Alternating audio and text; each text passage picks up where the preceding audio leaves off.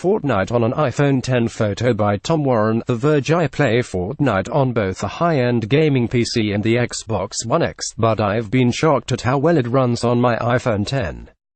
I installed the invite-only Fortnite app for iOS on both an iPhone X and iPad Pro last night, and I've been playing across them to get a better idea of the mobile experience. Fortnite's big competitor, PlayerUnknown's Battlegrounds (PUBG), is also coming to iOS and Android soon, along with a Steam survival game Ark, marking a new trend of big PC games arriving on mobile.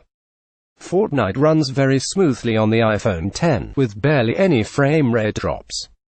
Unlike its main rival, PUBG, Epic Games' Fortnite is highly optimized on other platforms, so it might not be too surprising that it runs well on mobile. Still, running a PC or console game on a tiny phone is very impressive. It's around 2 GB, which is a reasonable download size for this type of mobile game, and the cartoon-like graphics clearly help Fortnite run well on mobile and adapt to the smaller screen of an iPhone or iPad. The only warning over performance I'd give here is that I'm running it on the latest iPhone X hardware. I've seen some reports that older devices don't handle the game so well, and my iPad Pro with an A9X processor didn't run nearly as well as my iPhone X.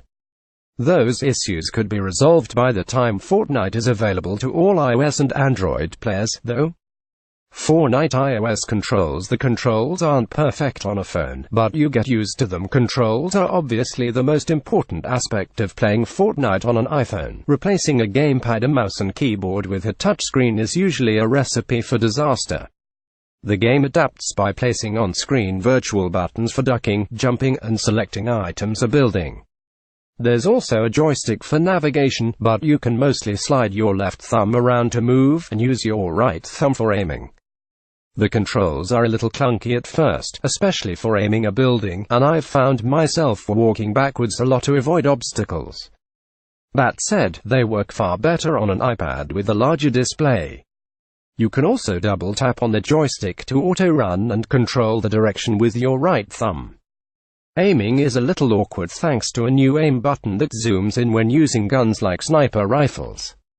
This is where it gets particularly challenging to aim at moving players, especially without the speed or maneuverability of a mouse or controller. That's okay if you're playing against fellow mobile players, but it could be an issue once cross-play is enabled for mobile players to take on console or PC gamers. Cross-play matchmaking is coming at some point in the future, but aiming from a distance is going to be difficult on mobile either way.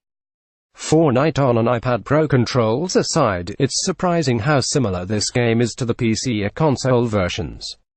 It's the same Battle Royale mode, that's all you get on the mobile version right now, where 100 players fight to the death on a map that shrinks over time.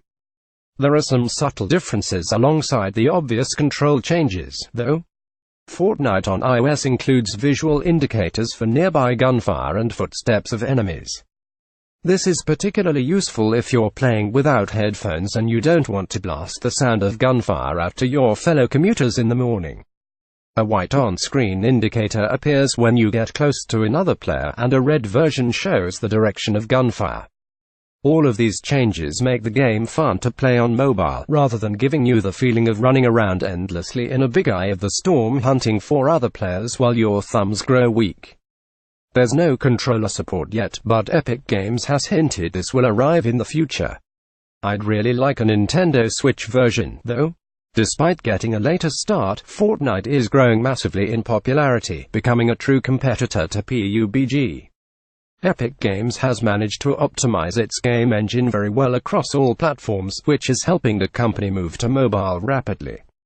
Fortnite is also free to play and available across PC, PlayStation 4, Xbox One, and now mobile, while PUBG is limited to PC and Xbox One in the West right now, with a mobile version not in China and due to arrive elsewhere. Once this new mobile version of Fortnite is available to everyone, we're bound to see some fun footage of phone players taking down PC opponents. It feels like this, alongside mobile PUBG, could be turning points for the future of mobile gaming.